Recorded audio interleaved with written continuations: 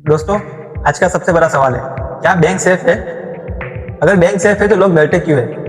और अगर bank safe नहीं है तो हम हमारा पैसा कहाँ रखें? ऐसा नहीं है। चलिए सबसे पहले सच को समझते हैं। इंडिया में बैंक को रेगुलेट करता है रिजर्व बैंक ऑफ इंडिया। मतलब बैंक अपनी मर्जी से कुछ भी नहीं कर सकता, उसके ऊपर आरबीआई की नज़र होती है। लेकिन अगर बैंक बंद हो जाए तो, अगर बैंक डूब जाए तो, यही सबसे बड़ा डर रहता है। तो यहाँ मैं आप सबको एक इम्पोर्टेंट बात बता दूँ, इंडिया में हर अकाउंट डिपोजिटर को मिलता है 5 लाख तक का इंश्योरेंस सिक्योरिटी। जी हाँ, मतलब आपके 5 लाख तक का पैसा सेफ है। और ये सिक्योरिटी देती है DICGC, जो आरबीआई के अंडर काम करती है। मतलब अगर बैंक बंद हो जाए तो आपके 5 लाख तक का पैसा सेफ है, वो पैसा आपको वापस मिल जाएगा। लेकिन ध्यान रहे, ये लिमिट पर बैंक होती है, पर अकाउंट नहीं। अगर आपके एक ही बैंक में 10 लाख के पैसे पड़े हुए हैं तो आपको सिर्फ 5 लाख तक का ही इंश्योरेंस मिलेगा। इसलिए समझदारी किसमें है? पैसे को अलग अलग बैंक में रखने की, डिवाइड करने की। अब सवाल आता है, क्या पैसा घर में कैश रखना सेफ है? घर में पैसा रखोगे तो चोरी का रिस्क है, आग लगने का रिस्क है, और सबसे बड़ा रिस्क, पैसा कभी भी बढ़ेगा नहीं। जितना था उतना क्या उतना ही रहेगा। अब आप लोग सोच रहे होंगे, तो फिर ठीक है, हम घर में पैसा नहीं रखेंगे, हम बैंक में रखेंगे।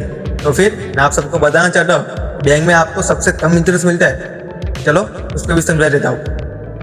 सेविंग अकाउंट में हमें कम इंटरेस्ट मिलता है, FD में थोड़ा बहुत मिल जाता है, अराउंड 6 से 7%। FD सेफ होती है लेकिन रिस्क फ्री नहीं होती है। क्यों? क्योंकि मैंने आपको पहले ही समझा दिया कि 5 लाख तक का इंश्योरेंस मिलता है। अगर 10 लाख की FD है तो आपको 5 लाख ही रिटर्न मिलने वाले। तो अब सबसे बड़ा सवाल, रिस्क कम है तो क्या सारे पैसों को हमारे लिए बैंक में रखना एक सही स्ट्रेटेजी होगी? नहीं, क्योंकि बैंक पैसों को सेफ रखने के लिए है, पैसों को बढ़ाने के लिए नहीं। पैसों को बढ़ाने के लिए, उसे ग्रो करने के लिए उसे इन्वेस्ट करना चाहिए, जैसे कि mutual funds, SIP, index fund. Long term में मार्केट ऊपर जाता है, शॉर्ट टर्म में नीचे भी आता है। इसलिए पूरे पैसों को मार्केट में डालना भी एक गलत डिसीजन होगा, और पूरे पैसों को बैंक में रखना भी गलत होगा। सही स्ट्रेटेजी मैं आपको समझाता हूँ। सबसे पहले एक इमरजेंसी फंड बनाओ, कम से कम 6 महीनों का खर्चा निकले उतना पैसा जमा कर लो। उसे सेविंग अकाउंट या FD में रखो। उस पैसों को टच भी नहीं करना है, सिर्फ और सिर्फ इमरजेंसी में ही यूज़ करना है। दूसरा स्टेप करो, इंश्योरेंस लो। हेल्थ इंश्योरेंस लो और टर्म इंश्योरेंस दोनों जरूरी है, क्योंकि एक मेडिकल इमरजेंसी आपकी सारी सेविंग खत्म कर सकता है। तीसरा, लॉन्ग टर्म में इन्वेस्ट शुरू करो। हर महीने थोड़ा थोड़ा SIP करो, टाइम के साथ पैसा ग्रो होगा। समझने वाली बात सिंपल है, बैंक सेफ है लेकिन लिमिट तक ही सेफ है। कैश घर में रखना सेफ है लेकिन FD स्टेबल है लेकिन ग्रोथ कम है। इन्वेस्टमेंट में ग्रोथ ज़्यादा है लेकिन उसके अंदर पेशेंस चाहिए। इसलिए स्मार्ट इंसान क्या करता है? पैसों को डाइवर्ट करता है, रिस्क को डाइवर्ट करता है और फ्यूचर को सिक्योर करता है। अगर आप 100 रुपये कमाते हो तो उसमें से 20 से 30 रुपये फ्यूचर के लिए साइड में रखो, इन्वेस्ट करो।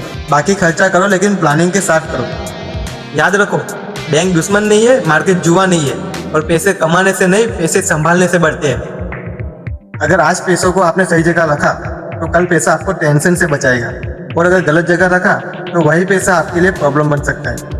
डिसीजन आपका है, नॉलेज आपके पास है। अब स्मार्ट बनना है या केयरलेस, ये आपके ऊपर है।